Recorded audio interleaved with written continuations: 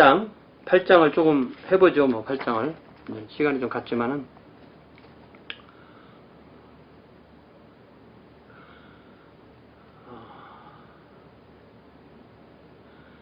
특별계시는 제가 아까 말했듯이 삼위일체 하나님과 하나님의 말씀이에요. 성경. 근데 이게 참 하나님이라고 해도 이게 좀 이제 앞으로 보면은 굉장히 복잡한 또 이걸 나누어서 생각하게 되고요. 성경이라고 해도 성경 전체를 말하냐, 성경 안에 있는 하나님의 말씀을 말하냐, 그 성경을 읽고 하나님을 만나는 걸 계시라고 되냐, 이런 좀 생각들이 달라요. 예. 자, 특별계시의 정의, 예. 특별계시의 정의 그렇게 되어 있죠. 예. 자, 특별계시는 사람이 죄인이기 때문에 하나님이 사람에게 오셔서 당신을 알려주어야만 했다. 특별계시는 하나님 인간의 구원의 목적에서 맞춘 것이다. 그것이 이제 중간에 나올 말이고요.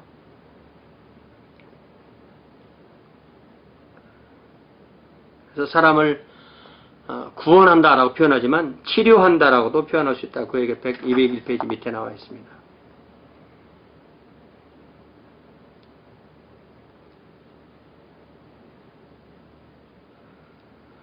결국은 이 특별계시는 이스라엘, 그 아브라함의 자손 이스라엘, 예, 야곱의 후손 이스라엘이라는 그 민족을 통해서 온 거예요. 그러니까 아까 그 특정한 시대에 특정한 사람들 그 얘기를 했죠. 예. 그래서 거기 203페이지에 보면 특별계시의 인격적 특성,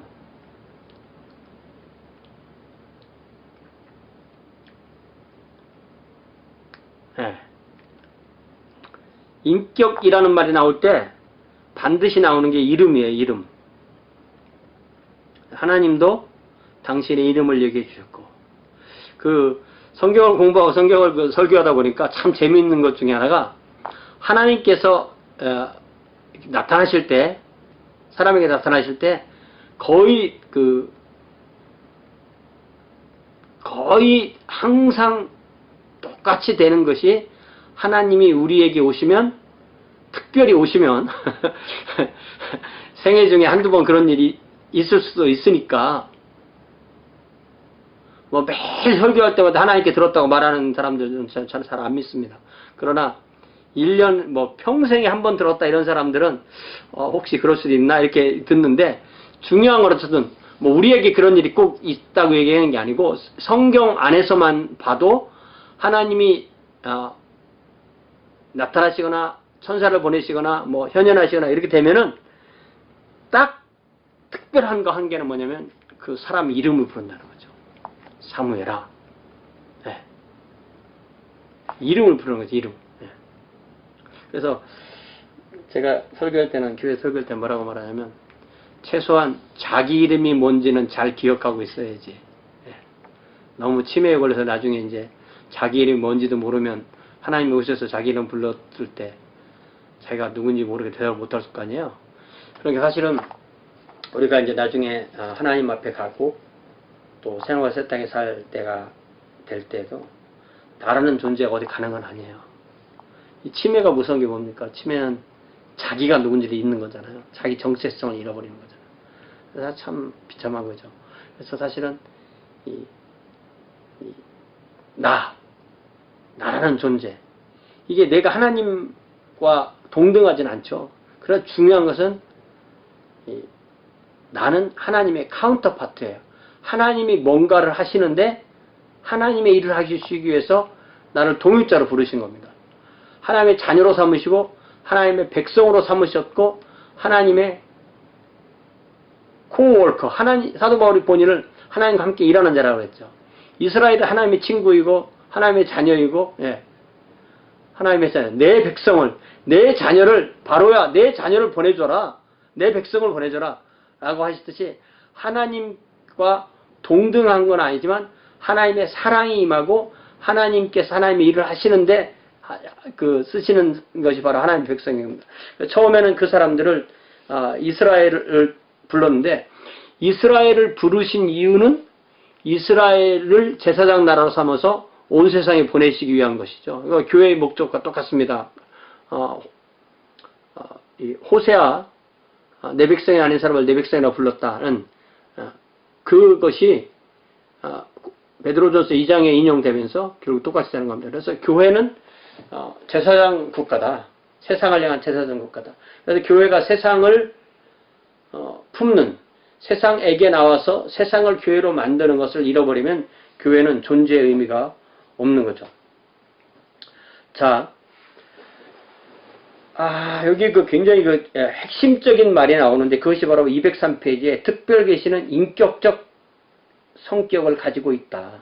그래서 모든 전체 성경은 본성상 인격적이다.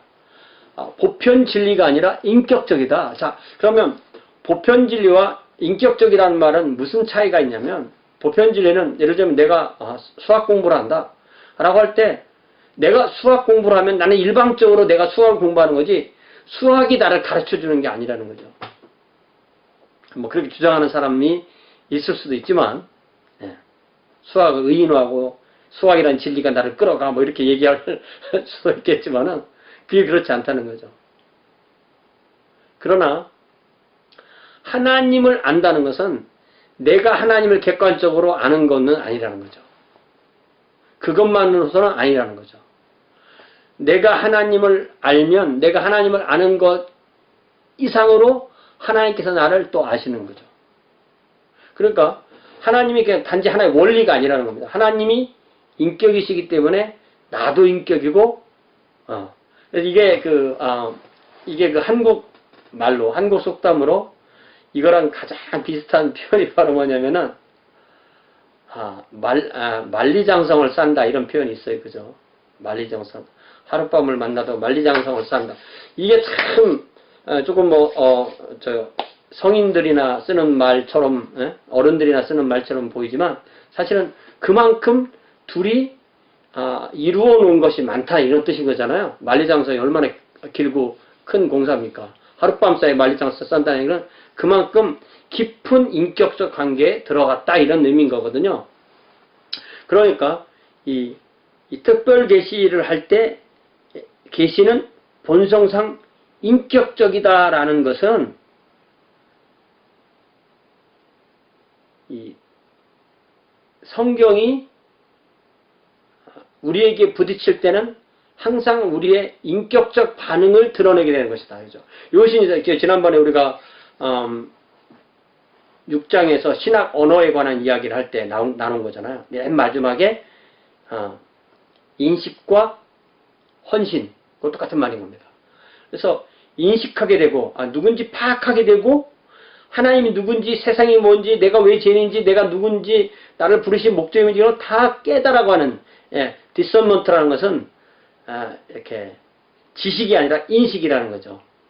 그 지식을 가짐으로 자신과 하나님과 세상을 더 새롭게 깨달아고 하는 과정. 그리고 그것이 나오면 자연스럽게 우리 자신을 하나님께 드리게 되는 거죠. 그렇기 때문에 성경은 항상 인격적이고 그것이 우리에게 적용될 때도 인격적으로 적용되는 거고, 그렇기 때문에 특별 계시는 공리적인, 객관적인 그런 명제적인 것도 있지만 그걸로만 끝날 때는 그냥 거기에 있는 말씀이고, 그것이 나에게 올 때는 인격적인 반응으로 드러나게 된다. 인격적일 뿐만 아니라 인간적이다. 인격적일 뿐만 아니라 인간적이다. 이런 말 나오죠. 인간적이라는 말은 여기 204페이지 보면 두 번째 줄의 뒷부분에 이것은 그 자체로 신인 동형 동성론이 아니라 단순히 인간의 언어와 인간의 사상과 행동을 범주에서 다가오는 계시로서 생각돼야 된다. 여기 신인 동형 동성론은 뭐냐면 아까 제가 서두에 얘기한 거랑 똑같은 얘기죠. 하나님이 사람과 소통하시려면 하나님이 사람처럼 돼야만 되지 사람이 하나님처럼 될 수가 없다는 거죠. 그러니까 항상 하나님은 사람에게 있는 걸 가지고 얘기를 하는 거예요. 왜 못 알아들으니까. 하나님의 손, 하나님의 손이 안 가고 계시지만 하나님의 손이라고 할 때 우리는 뭔가를 생각하게 되죠. 하나님의 눈, 하나님 눈이 없으시면 하나님의 눈, 그러니까 우리가 인간의 눈이 뭔지 알으니까 생각하게 되는 거죠. 그것뿐입니까? 자연을 통해서 말씀하시죠. 여호와는 나의 반석이시다 할 때 우리는 하나님이 돌멩이가 아닌 거 알죠? 여호와는 나의 목자시다 할 때 당연히 하나님이 목동이 아니죠. 그러나 그 말이 주는 의미를 우리는 알게 된다는 거죠. 근데 단순히 인간적일 뿐만 아니라 이런 그 피조물 세계로 내려오셔서 말씀하시는 것이 있다는 거죠. 자, 그래서 그것이 특별계시 유비적 성격이라는 것에서 나온 그 내용입니다. 204페이지 말미와 205페이지에 나오는 거죠. 그래서 모든 언어는 이렇게 표면적 의미가 있고 유비적인 의미가 있고 뭐 이중적인 의미가 있고 이렇게 그 의미가 있다는 거죠. 예를 들자면 돼지라고 딱 써놨을 때는 돼지라는 말을 딱 써놨을 때는 일차적인 의미는 생물학적인 돼지잖아요. 돼지 집에서 먹이던 돼지든 뭐 산에서 있는 돼지든. 근데 만약에 이제 내가 어떤 사람한테 아우 돼지 같아 이렇게 얘기를 하면 그거는 뭐 먹는 것을 돼지처럼 잘 먹는다든지 아니면 뭐 돼지처럼 뭐 지저분하다든지 뭐 돼지처럼 좀 뭐 그렇다든지 뭐 교황이 뭐 루테에게 하나님의 교회를 무너뜨리는 이 멧돼지가 나타났다라고 할 때 그것은 그 상징적인 거잖아요. 유비적인 거잖아요.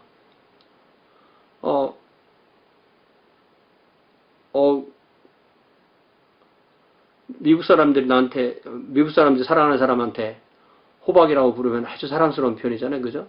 네. 펌킨이라고 부르면. 근데 만약에 제가 한국 사람한테 호박이라고 불렀다면 맞아 죽을 것 같죠. 그죠? 그게 다 상징적인 의미입니다. 네. 그런 얘기를 좀 해주고 있습니다. 그래서 더 나아가서 하나님이 뭔가 얘기를 하실 때는 우리가 이해하는 방식으로 얘기를 하는 거지 그게 뭐 전혀 딴 얘기 하는 게 아니다. 그죠? 요단강 물이 막혔다. 요단강 물이 흐르지 않는다고 할 때는 하나님께서 막았다 해서 흐르지 않는다는 얘기지 무슨 뭐 그게 전혀 다른 얘기를 하는 것이 아니다. 이게 이런 것이 이제 아까 제가 말한 그 논리학에서 A는 A다. A는 BA가 아니, A는 A가 아닌 것이 아니다. 뭐 이런 그런 얘기인 거죠. 예.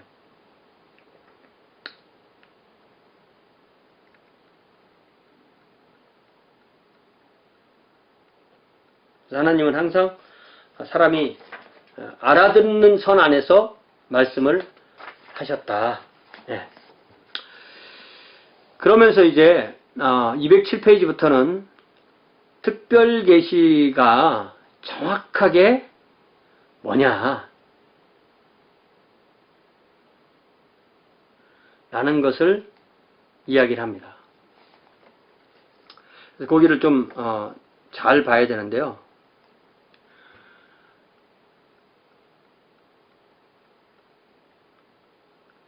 자, 거기 보면은 그 207페이지에는 역사적 사건들 이렇게 돼 있고요. 그 다음에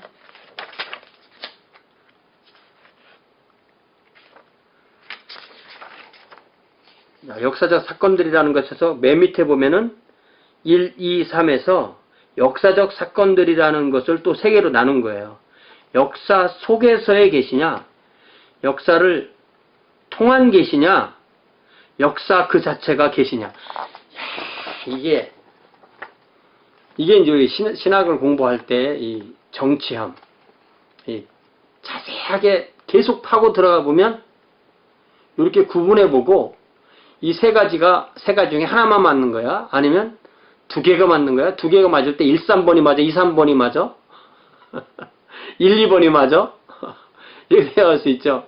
아니면 세 개가 다 맞는 거야? 1, 2, 3번이 다 맞는 거야? 다 맞으면 어느 정도 맞는 거야? 아니면 이 중에 하나도 안 맞는 게 없는 거야? 이런 식으로 세 개만 갖고도 이 다양한 그 베리에이션에 나타날 수가 있다고요. 우리는 것을 설명할 때 골치 아파 그런 거 왜 자꾸 그런 거 이렇게 자꾸 나눠놔 이렇게 얘기할 수도 있지만 이런 것도 우리가 공부하는 것이 그렇게 주장하는 사람들 있으니까 그걸 구분할 줄 아는 것 이런 것이 우리에게는 필요합니다. 이거를 하지 않으면 내 생각이 어디 있는지도 모르게 되고 자기가 또 이해가 안 되면 상대방이 무슨 말을 하는지도 모르게 됩니다. 자, 그래서 역사적 사건이 특별계시의 한 형식이라고 한다면 계시와 역사적 사건의 이 관계는 정확하게 뭐냐? 그럴 때 역사 속에서 계시했다는 뜻이냐? 역사를 통해서 계시했다는 뜻이냐? 역사 그 자체가 계시라는 뜻이냐? 그래서 첫 번째는 역사 안에 있는 계시의 관점 이렇게 되어 있죠. 그래서 나오는 사람이 바로 G. 어네스트 라이트라는 사람이다. 이게 왜 중요하냐면 또 왜 중요하냐면 우리 그 토론이나 이 퀴즈에 반드시 이런 것들이 나오게 돼 있어요. 그렇기 때문에 이게 좀 어느 정도는 이해를 하는 것이 중요합니다. 근데 이 사람들이 이 어네스트 라이트 같은 사람들은 역사 속에서 계시가 있다고 말하는 것도 중요할 뿐만 아니라 성경관이나 이런 게 좀 정통적인 신앙인들과는 좀 달라요. 그는 성경에 대해서 권위가 있는 것은 이스라엘 사람들과 구약성경, 기독교 교회와 신약성경 안에 고백되었던 역사적 사건들에 대한 암송으로 이해할 수 있는 설화라고 주장한다. 그래서 계시는 일련의 역사적 사건들 속에서 일어났고 성경을 교리의 수집물로 이해하는 것과 역사적 암송을 이해하는 것 사이를 열심히 구분한다. 그래서 엄밀하게 말하자면 성경은 하나님의 말씀이 아니라 하나님의 행동과 그러한 행동들에 대한 인간의 응답의 기록이다. 성경의 교리는 이 역사적인 암송으로부터 추론해 낸 것이다. 그러니까 이게 말을 들어보면 그럴 것 같기도 한데 이렇게 되면은 성경 그 자체는 특별계시가 또 아닌 거죠. 이게 이제 좀 심각하게 되는 겁니다. 그러니까 성경 안에서 이 계시의 그가 일어났던 그 역사 속에 계시가 일어났던 그 순간을 끄집어내고 그것만 하나님의 특별한 역사다. 이렇게 얘기를 해야 된다는 거죠.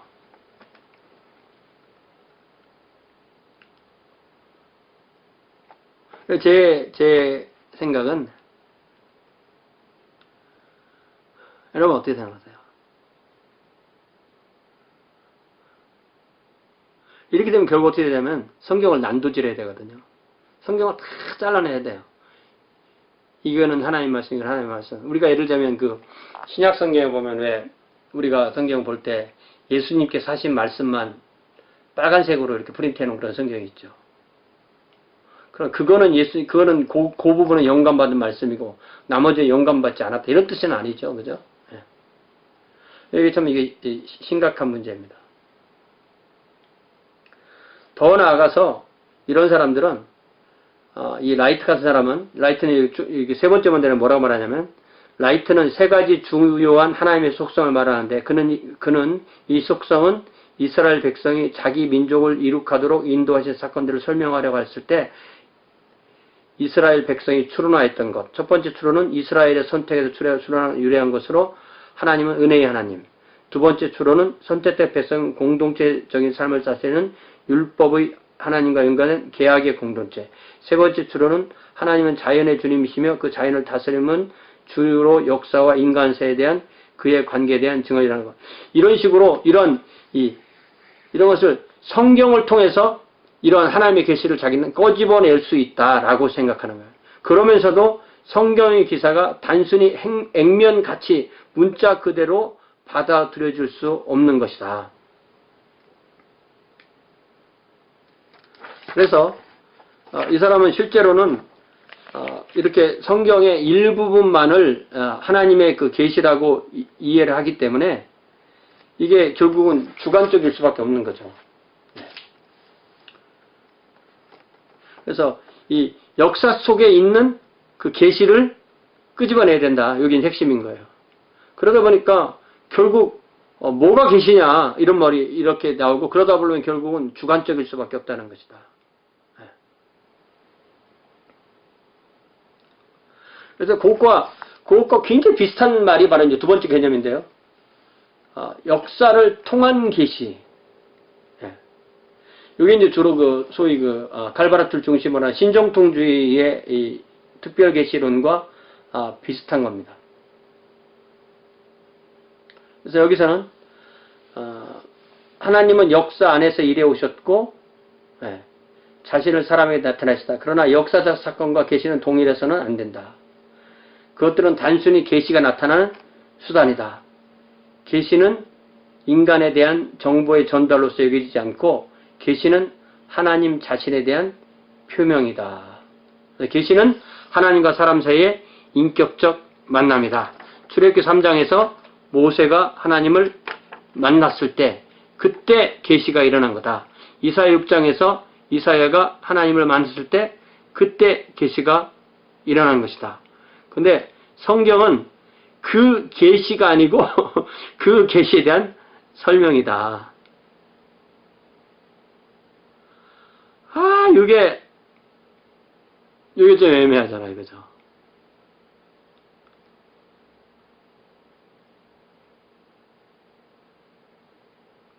계시라는 말이 맞으려면 하나님을 만나야 된다, 그죠?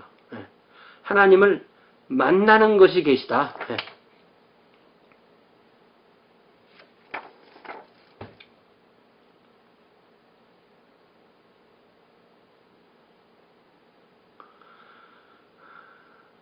그러니까 예를 들면 우리가 사도행전 2장을 읽고 있다. 성령이 강림하셨다. 그런 그때 그 사람들이 하나님을 만났다는 얘기지 너한테는 계시가 아니다 이거죠. 이거 굉장한 도전이죠, 그죠?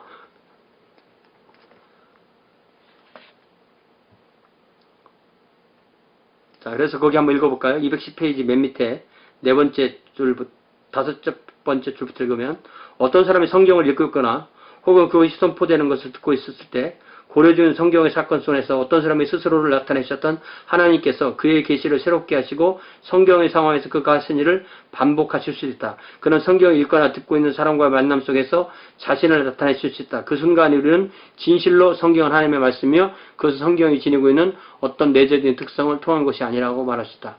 그러나 하나님께서 그의 현존을 거두실 때 성경은 단지 옛날에 모세나 이사야나 누가나 그들의 것이지 나에게는 계시가 아니다.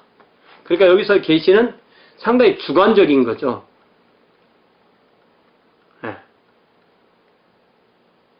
그래서 우리는 하나님의 계시인 성경을 읽는 게 아니고 이 사람들 얘기를 하면은 성경을 읽으면서 계시가 일어나도록 그 역사 속에 있는 그 계시가 역사 속에 나타났던 계시가 나에게도 일어나도록 읽는 거다. 사실 이게 나쁜 말 하나도 아니잖아요. 당연히 그렇게 읽어야죠. 그때 거기서 일어났던 것을 안다는 거 그것만큼 끝나는 게 아니니까. 그러나 그렇다고 해서 성경 자체가 계시가 아니다라고 말하면 이게 좀 우리가 믿는 것하고 좀 다르게 되는 거죠.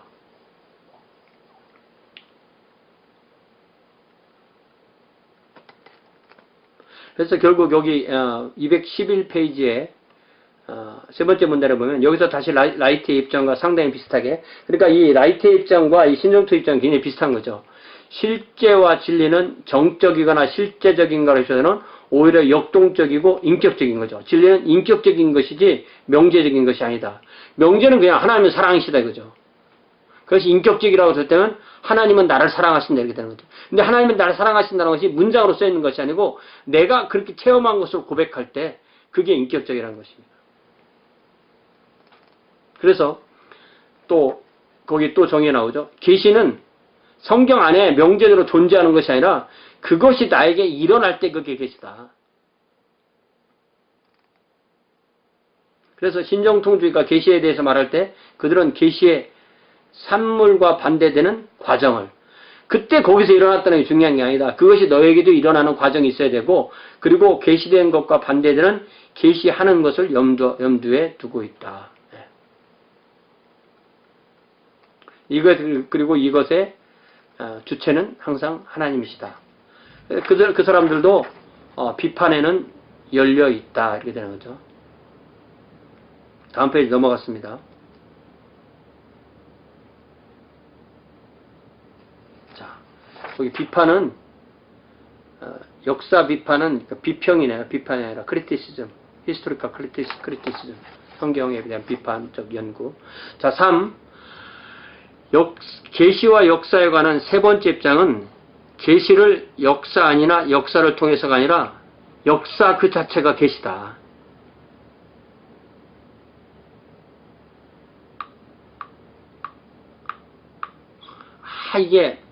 이게 좀 애매하거든요. 그래서 이제 그 판넨베르크를 예를 드는데, 이 판넨베르크는 예수 그리스도의 부활은 역사 안에서 하나님의 최고 행동이고 이것은 이성에 의해서 입증된다. 이게 정말 그래요? 세상 사람들이 이성으로 예수님의 부활을 믿나요? 이거 좀 그런 것 같아. 그래서 맨 밑에 보면 그 212페이지 맨 밑에 보면 우리는 판넨베르크와 그의 진영이 보편사를 염두에 두고 있음을 주목해야 한다. 그들은 단순히 혹은 배타적으로 성경에 기록된 사건들만 아니라 전 역사를 하나님의 계시로 간주한다. 그렇게 하면서 그들은 사실상 일반 계시와 특별 계시의 구분을 없애버렸다. 그럼에도 불구하고 역사와 계시의 관계를 관련하여 그들은 정확한 이해를 회복하였다. 역사적 사건들이 단순히 계시를 약속하거나 포함하거나 그것이 되는 것뿐만 아니라 실제로 계시라고 하는 견해는 성경의 증언 자체가 제기하는 주장에 접근하는 것으로 보인다. 그러니까 이거는요.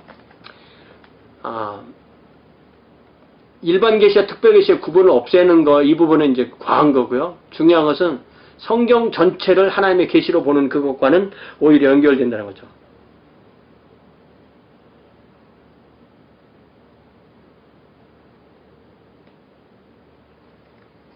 그래서 이 세 가지 중에서 우리가 꼭 어떤 하나만을 선택해야 되는 것도 아니고 이거를 잘 섞어서 이해를 해야 되는 거죠. 결국 우리가 그 로고스와 레마를 구분하는 그런 설명도 많이 들어보셨잖아요. 그 상당히 일리가 있는 거죠. 네, 밥이 있다. 저기에 밥이 있다. 내가 배고프다. 저걸 먹어야 산다.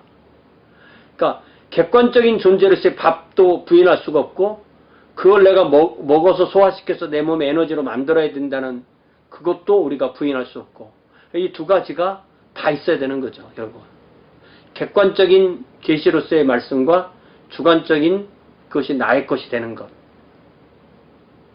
근데 그것이 객관적인 것으로만 그것이 없어도 안 되고 그거로만 끝나서도 안 되고 그것이 내 것이 돼야 되는 것. 이것이 중요한 거죠. 예. 이거 뭐 좀 불충분하지만 이 정도 설명하고요. 두 번째는 하나님의 언어, 하나님의 스피치라고 되어 있는데 하나님의 언어. 이게 뭔 얘기냐면요. 하나님이 언어를 갖고 계신 게 아니라는 거예요. 하나님이 뭐 한국말을 쓰시나요? 뭐 히브리어를 쓰시나요? 뭐 영어를 쓰시나? 그렇지 않은 거죠. 하나님은 우리의 언어 안에 들어오셔서 계시를 하시는 거죠. 그래서 214페이지 탑에 보면 따라서 언어를 사용하는 것은 하나님의 언어가 직접적인 계시라기보다는 오히려 매개된 계시라는 사실을 지시한다. 그러니까 이미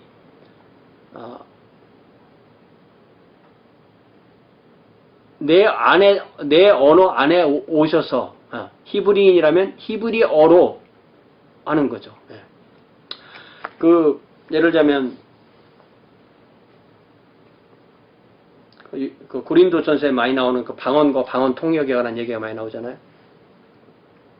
그것도 상당히 중요한 주제입니다. 왜냐하면 이게 소통의 문제니까. 실제로 저희 교회 같은 경우가 이제 미국인과 한인들이 이렇게 섞여 있으니까 한국말을 못 알아듣는 사람들한테는요, 이 한국말이 완전히 그냥 방언입니다. 그냥 감으로 때려잡아야 되니까. 우리는 오히려 영어를 조금 어느 정도 알아듣죠. 그러니까 미국 사람들은 한국교회 나오면 그냥 바보처럼 돼버리는 거예요. 못 알아들으니까. 그런데도 참 충성하죠. 얼마나 고마운지 몰라요. 그래서 우리는 최대한 영어로 뭔가를 해주려고 하는데도 또 안 되는 경우가 있습니다. 그러면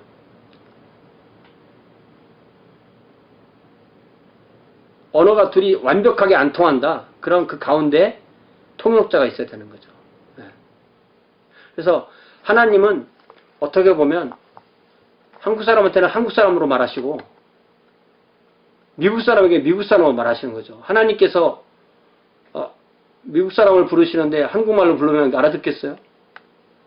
뭐 이름 부를 때는 알아들으시겠지만, 그죠? 그렇기 때문에 하나님은 항상 사람의 안에 들어오셔서 그 사람의 언어 안에서 또 그 사람의 이해 안에서 이렇게 활동하신다. 좀 뭐 여러 가지 복잡한 얘기 설었지만 다 그런 얘기입니다. 거기는.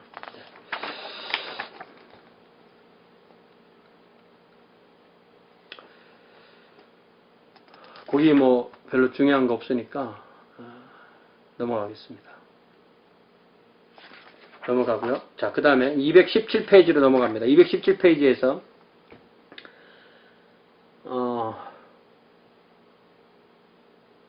성육신, 이 말이 나오죠. 성육신. 성육신이 굉장히 중요한 게 왜 중요하냐면요. 요한복음 1장에서 뭐라고 말씀하세요? 요한복음 1장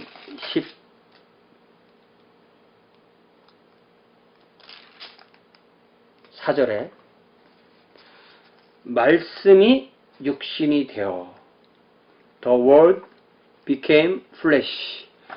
이게 하나님이 피조물이 됐다는 말이잖아요. 하나님이 사람이 되셔서 하나님이 나 같은 사람이 되셔서 그래서 이 성육신이나 계시나 하나님의 언어나 인격적 언어나 인간적 언어 이런 뭐 신동형 동성설적 표현이나 이런 모든 것은 다 하나님이 낮아지시는 거죠. 우리의 수준에 맞춰주시는 거죠.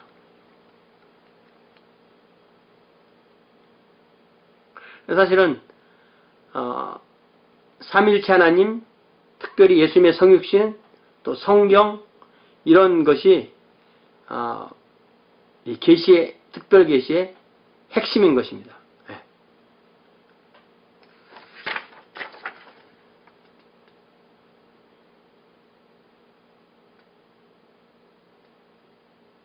그래서 거기에 이제 뒷페이지에 넘어가 보면 태초부터 있는 생명의 말씀에 관하여는 우리가 들은 바요, 눈으로 본 바요, 주목하고 오른손으로 만져보나 요한일서 1장 1절을 인용하고 예수님이 나를 본 사람은 아버지를 보았다. 이게 다 이제 알려주시고 보여주시고 체험하게 하고 하는 그런 계시에 관한 이야기고요.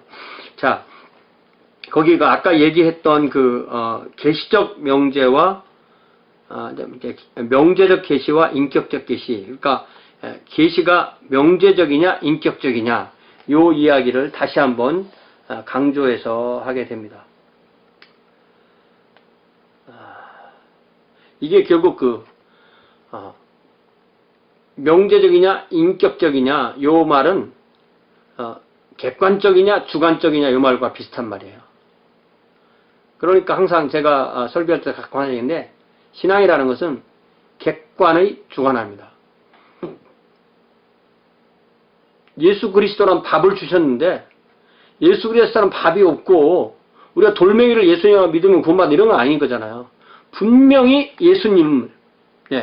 예수님이라는 밥이 있어야 되는 거죠. 그것이 명제적이라는 뜻입니다. 예수님께서 십자가에서 돌아가시고 부활하셨다. 이게 명제예요. 그 인격적인 신앙이 되려면 어쩌면 예수님께서 내 죄를 위해서 십자가에서 죽으시고 장사되시고 부활하셨다. 근데 성경의 그 계시가 이 명제적인 것만이 아니라는 게 이제 이 아주 핵심 주장인 거죠. 성경의 계시는 명제적일 뿐만 아니라 인격적이라는 거죠. 우리가 좋아하는 갈라디아서 2장 20절 보면 이게 곰곰이 생각해 보면 이게 왜 사도 바울이 이거를 1인칭으로 썼을까? 이 갈라디아 교회 편지를 보내는 거니까 1인칭으로 쓰잖아요. 1인칭으로.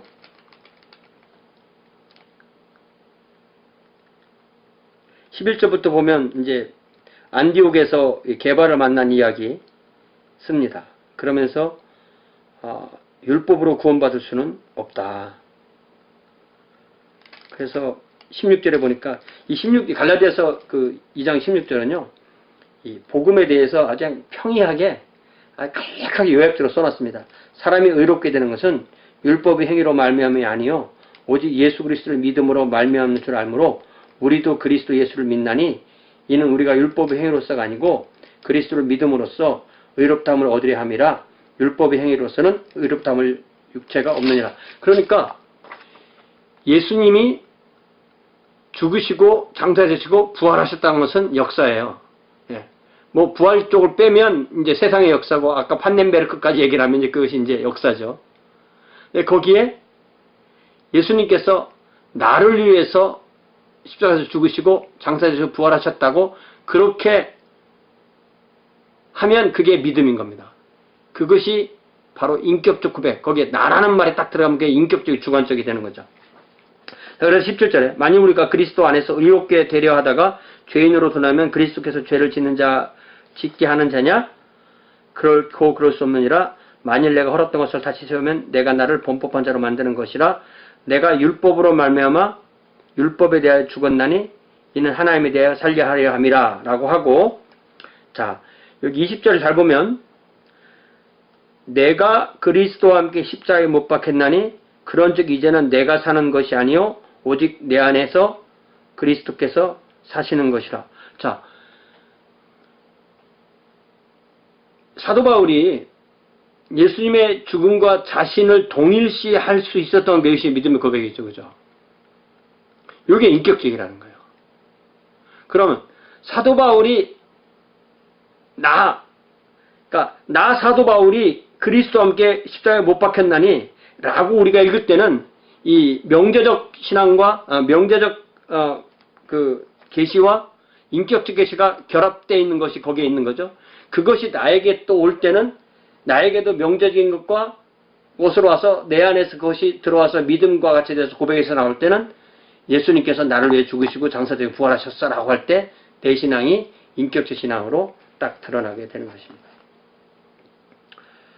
자, 그런 얘기인데요. 상당히 이거에 대해서 자세하게 써놨습니다. 그런데 다 그런 얘기예요. 예를 들자면 성경 안에서 여러 가지로 제한되어 있지만 결국은 그 하나님에 대해서 우리는 만나게 되는 거다. 그런 얘기를 쭉 써놨습니다. 그러면서 이제 이 220페이지에서는 이 키에르케고르 얘기를 하는 거죠. 키에르케고르는 이 기독교 역사 전체에서 정말 천재 중에 천재다 할 수 있는 그런 분인데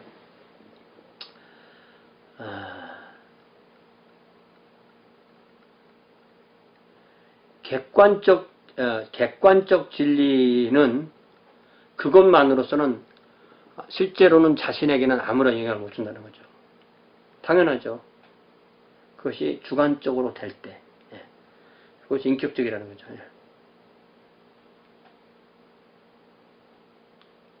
다 그런 얘기입니다. 거기에 다 그런 얘기예요. 그래서 그렇게 되려면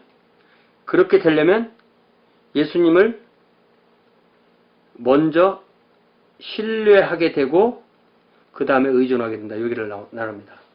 인격적으로 되려면 여기 221페이지에 인격적으로 되려면 그 알아가는 과정이 필요하게 되는데 알고 신뢰하게 되면 의존하게 된다. 그 믿음이 그런 과정이다. 이런 얘기를 하는데 그 뭐 당연히 그런 거죠. 네. 좀 이러면 쭉 읽어보시면 다 그런 얘기입니다.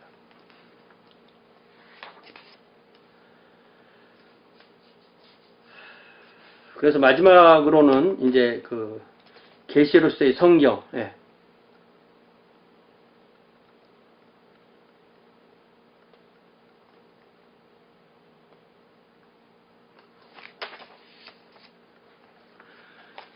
그래서 이제 쭉 읽어보면 다 알만한 내용이고, 이제 맨 마지막 페이지에 무슨 얘기를 하냐면, 성경 계시는 점진적이다. 이거는 우리가 많이 들은 얘기 같지만 굉장히 중요한 이야기예요. 왜 그러냐면, 그 말씀을 자기가 최종적인 권위로 인용해서 했지만, 그것이 성경 안에서 점진적 계시의 최종적 형태가 아닌 것을 인용했을 때는, 또 뭔가 부연 설명해야 되는, 눈에는 눈, 이에는 이야. 내 삶의 철학은 눈에는 눈, 이에는 이야. 라고 얘기를 했다면, 그럼 과연 그리스도인 맞아? 이렇게 되는 거죠. 왜냐면, 눈에는 눈, 이에는 이는 모세의 율법이지. 그전에는 대로 주고 말로 만든다고 이를 한 개 뽑으면 나는 10개 뽑을 거야. 뭐, 눈을 뽑으면 죽여버릴 거야. 이런 세상에서 동해복수법으로 바뀌었다가 예수님 때는 오른뺨을 때리면 왼뺨을 대줘라. 비폭력, 무저항으로 가는 게 그리스도의 삶이다. 라고 할 것이 최고의 수준인 거죠. 그 수준으로 가지 않는다는 것을 자기가 남들한테 주장하거나 설교 시간에 주장하거나 뭐 구약식으로 살아야 돼. 뭐 이렇게 한다면 그거는 말이 안 되듯이 항상 이 성경 계시는 이 점진적이다. 그 얘기를 해주고 있습니다.